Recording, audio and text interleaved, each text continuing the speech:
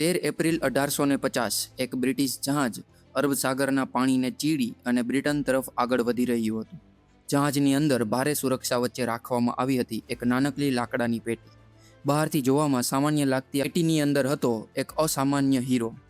એવું કહેવાય છે કે જે કોઈ પણ પુરુષે આ હીરા પર કબજો કર્યો તેની તાકાત થોડા સમય માટે તો આકાશ સુધી પહોંચી, પરંતુ અંતે તેનું સામ્રાજ્ય ખંડેરમાં ફેરવાઈ ગયું. આ માત્ર એક હીરો નહોતો, આ એક સત્તાનો નશો હતો, એક એવો શ્રાપ જેણે ઘણા મોટા રાજાઓને બરબાદ કરી નાખ્યા. દુનિયા આજે આ હીરાને કોહિનૂર તરીકે ઓળખે છે. કોહિનૂર એટલે કે પ્રકાશનો પર્વત, પરંતુ ઇતિહાસમાં તેનો માર્ગ પ્રકાશથી નહીં પરંતુ લોહી, દગા અને અંધકારથી લખાયેલો છે. આજે બ્રિટનની સૌથી સુરક્ષિત જગ્યાઓમાં રહેલો આ હીરો ક્યારેક ભારતની ધરતીનું ગૌરવ હતો. અને કદાચ આ જ કારણ છે કે આજ સુધી ભારત, અફઘાનિસ્તાન, ઈરાન અને બ્રિટન વચ્ચે તેની માલિકીનો વિવાદ આજે પણ જીવતો છે. કારણ કે કોહિનૂર માત્ર એક હીરો નથી, તે એક સભ્યતાનો તૂટેલો ગર્વ છે. એક એવી વસ્તુ જેને દુનિયાની સૌથી શક્તિશાળી તાકાતને પોતાના તાજમાં જડવા માટે લોહીની નદીઓ વહાવી હતી. કોહિનૂરનું નામ પર્શિયન ભાષામાંથી આવ્યું. કોહ એટલે કે પર્વત અને નૂર એટલે કે પ્રકાશ. એટલે કોહિનૂર એટલે કે માઉન્ટેન ઓફ લાઇટ એટલે કે પ્રકાશનો પર્વત. પરંતુ આ નામ તેને શરૂઆતથી નહોતું મળ્યું. આ નામ પાછળ પણ એક ભયંકર ઘટના છુપાયેલી છે. કોહિનૂરનું સાચું ઉદ્ભવ સ્થાન આજ સુધી રહસ્ય છે. કેટલાક ઇતિહાસકારો માને છે કે આ હીરો લગભગ 800 વર્ષ પહેલા દક્ષિણ ભારતની ગોલકોંડા ખાણોમાંથી મળ્યો હતો. એ જ ગોલકોંડા ખાણો જ્યાંથી દુનિયાના ઘણા બીજા પણ મોટા હીરાઓ બહાર આવ્યા છે. તે સમયની આ ગોલકોંડા ખાણો આજના તેલંગાણા રાજ્યમાં આવે છે, જ્યાં એક સમયે કાતકીય વંશનું રાજ હતું. કિલ્લાઓ, મંદિરો અને ઘણી બધી સંપત્તિથી ભરેલું એ સામ્રાજ્ય દક્ષિણ ભારતની સૌથી સમૃદ્ધ તાકાતોમાં ગણાતું. કહેવાય છે કે કોહિનૂર શરૂઆતમાં કોઈ રાજમુકુટમાં નહીં, પણ એક મંદિરની મૂર્તિમાં આંખ તરીકે જડાયેલો હતો. પરંતુ કોહિનૂરની આ વાતને સમજવા માટે પહેલાં આપણે ગોલકોંડાની અસલી હકીકતને સમજવી પડશે. આજે દુનિયામાં જ્યારે પણ કોઈ પણ હીરાની વાત આવે ત્યારે લોકોના મનમાં આફ્રિકા અથવા યુરોપનું નામ આવે. પરંતુ એક સમય એવો હતો જ્યારે દુનિયાના સૌથી કિંમતી હીરા માત્ર ભારતમાંથી બહાર આવતા. અને એ સમય દરમિયાન ગોલકોંડા માત્ર એક ખાણ નહોતું, તે દુનિયાનું ડાયમંડ કેપિટલ હતું.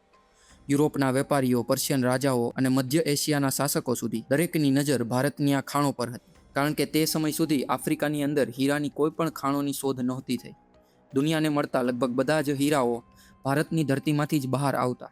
કહેવાય છે કે માત્ર કોહિનૂર જ નહીં, પરંતુ હોપ ડાયમંડ, દરિયાએ નૂર અને દુનિયાના અનેક ઐતિહાસિક હીરાઓનું મૂળ પણ આ જ ગોલકોંડા પ્રદેશ સાથે જોડાયેલું છે. એ સમય દરમિયાન ભારત માત્ર મસાલા અથવા સોનાથી સમૃદ્ધ નહોતું. ભારત દુનિયાના સૌથી કિંમતી રત્નોનું કેન્દ્ર પણ હતું. કદાચ આ જ કારણ હતું કે વિદેશી આક્રમણકારો માટે ભારત એ માત્ર એક દેશ નહોતો, પરંતુ ઘણી બધી સંપત્તિથી ભરાયેલો એક અમૂલ્ય ખજાનો હતો. અને આ જ ખજાનાની સૌથી ચમકતી વસ્તુઓમાંનો એક હતો કોહિનૂર. પરંતુ ઇતિહાસમાં સંપત્તિ ક્યારેય લાંબા સમય સુધી શાંતિથી નથી રહી શકતી.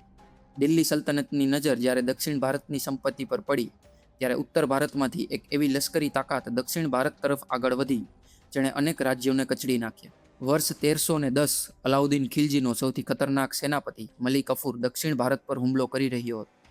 મંદિરો લૂંટાઈ રહ્યા હતા, રાજાઓને ઘૂંટણીએ બેસાડવામાં આવ્યા, અને આ જ હુમલાઓ દરમિયાન દિલ્હીની સલ્તનતના હાથમાં આવી એક અમૂલ્ય વસ્તુ, જે આગળ જઈ અને આખા વિશ્વમાં શક્તિનું પ્રતીક બનવાની હતી. આ કોહિનૂર હીરો ત્યારબાદ દિલ્હીની તિજોરીઓમાં પહોંચ્યો. પરંતુ હીરાની આ સફર અહીં અટકવાની નહોતી. દિલ્હી સલ્તનત પછી ભારતમાં મુગલ યુગ શરૂ થયો.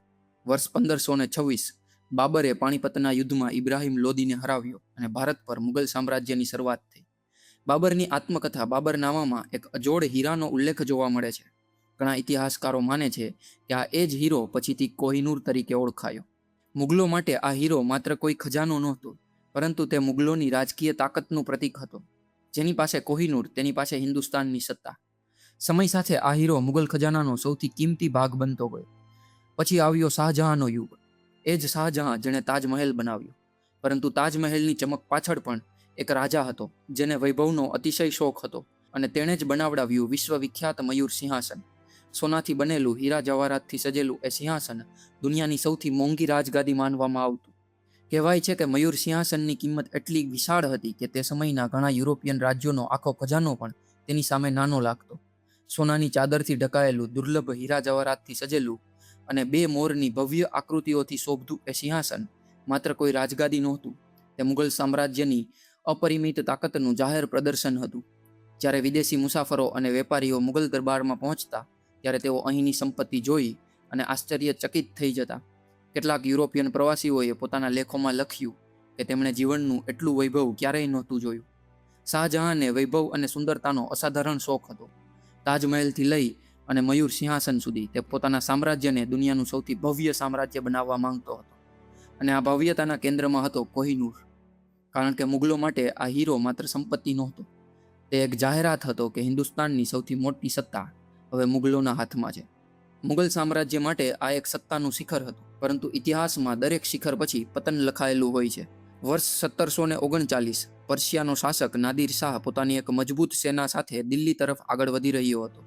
તે માત્ર કોઈ એક આક્રમણ નહોતું, તે લૂંટ અને વિનાશનું એક તોફાન હતું.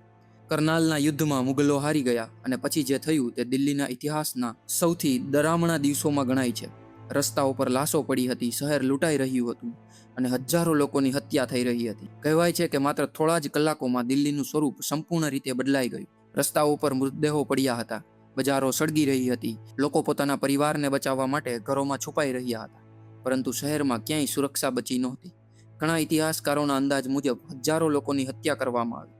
દિલ્હીના લોકો માટે આ માત્ર એક લૂંટ નહોતી, પણ એક એવો આતંક હતો જેણે આખા શહેરની આત્માને હચમચાવી નાખી. પરંતુ કદાચ સૌથી મોટું નુકસાન માત્ર માનવ જીવનનું નહોતું. આ હુમલાએ મુગલ સામ્રાજ્યની એ છબીને તોડી નાખી, જેને વર્ષો સુધી અપરાજિત માનવામાં આવતી. એક સમયનું દુનિયાનું સૌથી સમૃદ્ધ સામ્રાજ્ય હવે પોતાની જ રાજધાનીને બચાવવામાં નિષ્ફળ રહ્યું હતું. કરનાલના યુદ્ધ અને દિલ્હીની લૂંટ પછી સમગ્ર દુનિયાને સમજાયું કે મુગલ શક્તિ હવે અંદરથી નબળી બની રહી છે, અને કદાચ એ જ ક્ષણથી ભારતના રાજકીય ભવિષ્યની દિશા બદલવાની શરૂ થઈ. નાદિર શાહે જ્યારે મુગલ ખજાનો કબજે કર્યો ત્યારે તેની નજર પડી એક એવા હીરા પર જેની ચમક સામાન્ય નહોતી. કહેવાય છે કે જ્યારે તેણે પહેલીવાર આ હીરાને જોયો ત્યારે તેના મુખમાંથી નીકળ્યું કોહ-એ-નૂર, અને ત્યારથી દુનિયાએ આ હીરાને એ જ નામથી ઓળખવાનું શરૂ કર્યું. પરંતુ કોહિનૂરનો શ્રાપ જાણે ફરીથી શરૂ થઈ ગયો. એક સમયે નાદિર શાહને પણ અપરાજિત માનવામાં આવતો, પરંતુ થોડા જ વર્ષોમાં તેની માનસિક સ્થિતિ બગડવા લાગી. તે વધુને વધુ ક્રૂર બનતો ગયો અને પોતાના જ લોકો તેના વિરુદ્ધ થવા લાગ્યા, અને અંતે તેની હત્યા કરી નાખવામાં આવી. અને આમ કોહિનૂર ફરીથી એક રાજાને ભરખી ગયો. નાદિર શાહના મૃત્યુ પછી તેનો વિશાળ ખજાનો લૂંટાવા લાગ્યો. કોહિનૂર અફઘાન શાસકોના હાથમાં પહોંચ્યું. અહેમદ શાહ દુર્રાની અને પછી તેની પેઢીઓ સુધી આ હીરો અફઘાનિસ્તાનની સત્તાનું પ્રતીક રહ્યો. પરંતુ જ્યાં જ્યાં કોહિનૂર ગયો ત્યાં ત્યાં સંઘર્ષ પણ સાથે ગયો. દગાઓ, ગાદીઓ માટેના યુદ્ધો અને હત્યાઓ અફઘાન દરબારોમાં એક સામાન્ય બાબત બનવા લાગી. સમય આગળ વધ્યો અને કોહિનૂર પહોંચ્યો પંજાબની અંદર. વર્ષ 1813 મહારાજા રણજીતસિંહે અફઘાન શાસક શાહ સુજાને આશરો આપ્યો. બદલામાં રણજીતસિંહને શાહ સુજાએ કોહિનૂર અર્પણ કર્યો, અને આ રીતે આ કોહિનૂર શીખ સામ્રાજ્યના હાથમાં આવ્યો. રણજીતસિંહ માટે કોહિનૂર એ માત્ર સંપત્તિ નહોતો, તે પંજાબની શાન ગણાવા લાગ્યો. પરંતુ ફરી એકવાર ઇતિહાસે પોતાનું ભયંકર ચક્ર શરૂ કર્યું. રણજીતસિંહના મૃત્યુ પછી શીખ સામ્રાજ્ય અંદરથી તૂટવા લાગ્યું. દરબારમાં ષડયંત્રો વધવા લાગ્યા, હત્યાઓ શરૂ થઈ, અને આ દરમિયાન બ્રિટિશ ઈસ્ટ ઇન્ડિયા કંપની આ બધું શાંતિથી જોઈ રહી હતી, કારણ કે તેઓ જાણતા હતા કે ભારતને જીતવા માટે પહેલા તેના રાજ્યોને અંદરથી તોડવા પડશે. વર્ષ 1845 પંજાબની સરહદો પર બ્રિટિશ સેના અને શીખ ખાલસા ફૌજ વચ્ચે તણાવ ખતરનાક સ્તરે પહોંચવા લાગ્યું. ઈસ્ટ ઇન્ડિયા કંપની હવે માત્ર એક વેપારી કંપની નહોતી રહી, તે ધીમે ધીમે આખા ભારતને પોતાના કબજામાં લેતી એક રાજકીય મશીન બની ગઈ હતી. આ રીતે પ્રથમ એંગ્લો શીખ યુદ્ધ શરૂ થયું અને થોડા જ સમયમાં પંજાબની ધરતી યુદ્ધ ભૂમિમાં ફેરવાઈ ગઈ. શીખ સામ્રાજ્યની અંદર ચાલી રહેલા દગા અને રાજકીય અસ્થિરતાએ બ્રિટિશ સામ્રાજ્યને ફાયદો પહોંચાડ્યો, અને અંતે શીખો હાર્યા.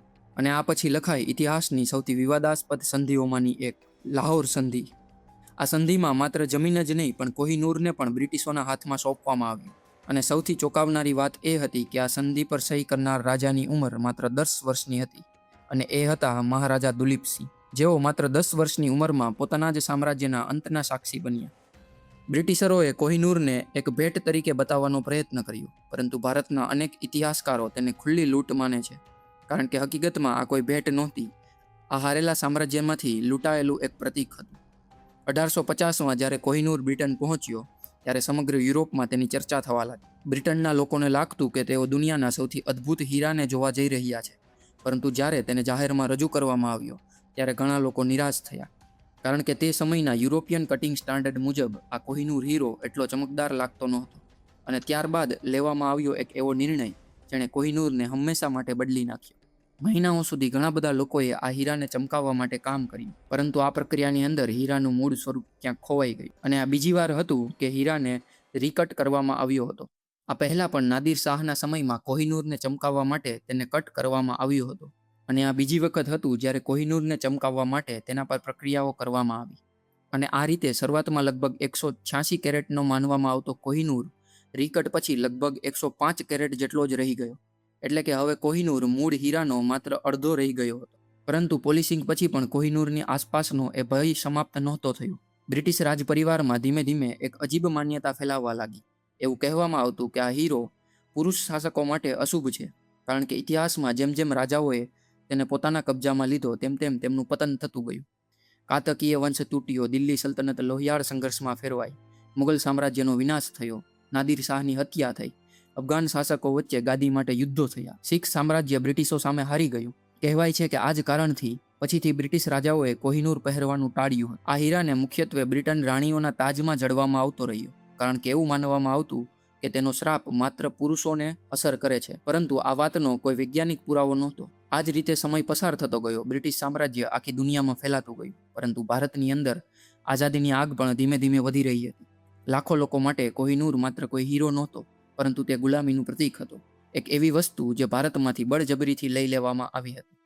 વર્ષ 1947 ભારત આઝાદ થયું, અને આઝાદી પછી ખૂબ જલ્દી કોહિનૂરને પાછો લાવવાની માંગ ઉઠવા લાગી. ભારત સરકારે એક સમયે દલીલ કરી કે આ હીરો ભારતની ઐતિહાસિક અને સાંસ્કૃતિક ધરોહર છે. પરંતુ વિવાદ અહીં અટક્યો નહીં. પાકિસ્તાને પણ એવો દાવો કર્યો કે કોહિનૂર લાહોર સંધિ દ્વારા બ્રિટિશોને આપવામાં આવ્યો હતો, એટલે તેનો સંબંધ આજના પાકિસ્તાન સાથે પણ છે. બીજી તરફ અફઘાનિસ્તાનના કેટલાક જૂથો માને છે કે કોહિનૂર મૂળ અફઘાન શાસકો પાસેથી છીનવાયો હતો, એટલે તેની સાચી માલિકી અફઘાનિસ્તાનની છે. અને આ બધા વચ્ચે બ્રિટિશ સરકાર વર્ષોથી એક જ વાત કહેતી આવી છે કે કોહિનૂર કાયદેસર રીતે મેળવવામાં આવ્યો હતો. જો તેને પાછો આપવામાં આવે તો પછી બ્રિટિશ મ્યુઝિયમમાં રહેલી ઘણી બધી લૂંટની વસ્તુઓ સામે પણ પ્રશ્નો ઊભા થશે. અને આજે કોહિનૂર ભારે સુરક્ષા વચ્ચે લંડનના ટાવર ઓફ લંડનમાં રાખવામાં આવ્યો છે. હજારો લોકો દરરોજ તેને જોવા માટે આવે છે. ઘણા લોકો માટે તે બ્રિટનની રાજશાહીનો ગર્વ છે, પરંતુ કરોડો ભારતીયો માટે તે હજુ પણ ગુમાવેલું ગૌરવ છે. પણ સૌથી રસપ્રદ વાત એ છે કે કોહિનૂરનું એ શ્રાપ સાચું છે કે નહીં તેનો જવાબ કદાચ ક્યારેય નહીં મળે. પરંતુ અહીં એક હકીકત સ્પષ્ટ છે કે આ હીરો જ્યાં ગયો ત્યાં સત્તાની ભૂખ વધી, યુદ્ધો થયા, દગા થયા, સામ્રાજ્યો ઊભા થયા અને પછી ધરાશાયી પણ થયા. અહીં કદાચ શ્રાપ આ હીરામાં નહોતો, પરંતુ માણસની લાલચમાં હતો. આજે પણ જ્યારે ભારતના લોકો કોહિનૂર વિશે વાત કરે છે, ત્યારે પ્રશ્ન માત્ર એક હીરાનો નથી. પ્રશ્ન છે ઇતિહાસના એ ઘાનો, અંગ્રેજો દ્વારા કરાયેલી એ લૂંટનો અને એ ગૌરવનો, જે એક દિવસ ભારતમાંથી લૂંટી લેવામાં આવ્યું. કદાચ આ જ કારણ છે કે કોહિનૂરની આ વાત હજુ પૂરી નથી થઈ, કારણ કે કેટલાક ખજાના માત્ર મ્યુઝિયમમાં બંધ નથી હોતા, તેઓ રાષ્ટ્રના લોકોની યાદોમાં હંમેશા માટે જીવતા રહે છે.